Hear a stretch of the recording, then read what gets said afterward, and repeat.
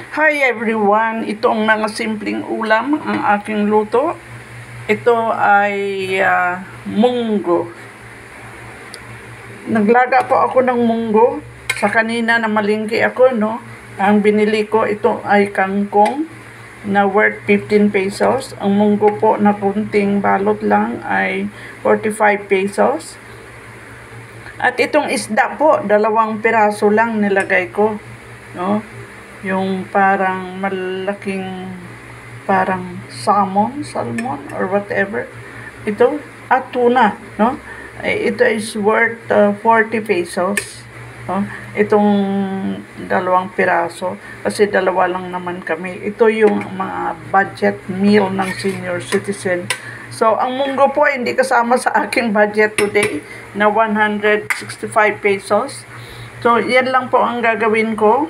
Pagkakulo po nito ay ilalagay ko yung aking dahon ng aking kangkong na binili ko. This is 15 pesos. No?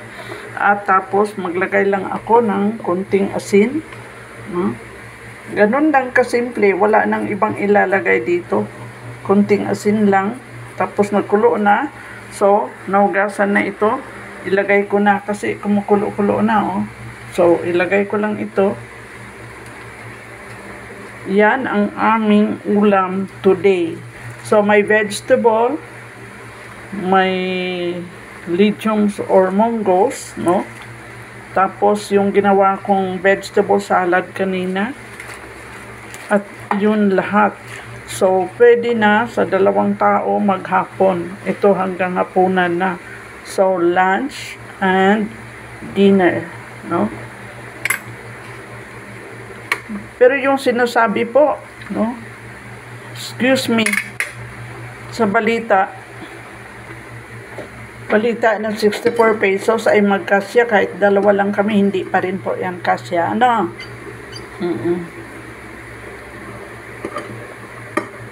So, ito for today.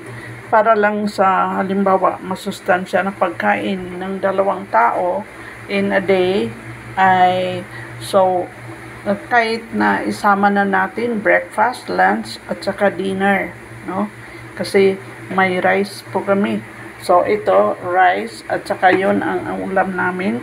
Itong munggo na may kangkong and 2 pirasong maliliit na isda, no? At yung salad na yun, nutritious din yun. Pero kahit wala yung salad at ito lang, ay hindi pa rin po yung magkasya. Yung sinasabing 64 pesos.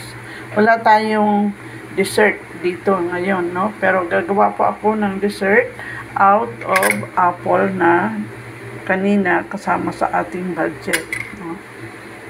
Pinapakita ko lang yung simpleng buhay ng 2 tao o senior citizen. Ayan, tikman natin. Wala tayong ibang nilagay dito. Itong 2 ganito kaliit na isda, nilagay ko. Kangkong at munggo.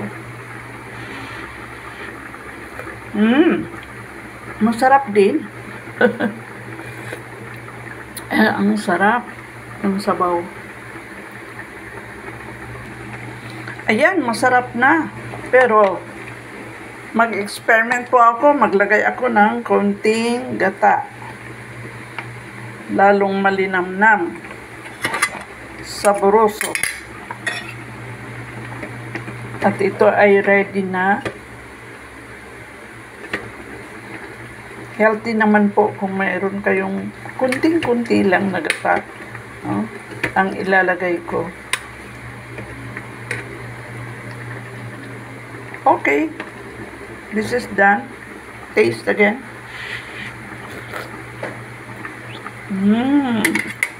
Masarap. Thank you. Ditong sa akin maliit na sinishare na menu or recipe. This is done. So, let's eat, everyone. Thanks for watching. Bye-bye. God bless us all.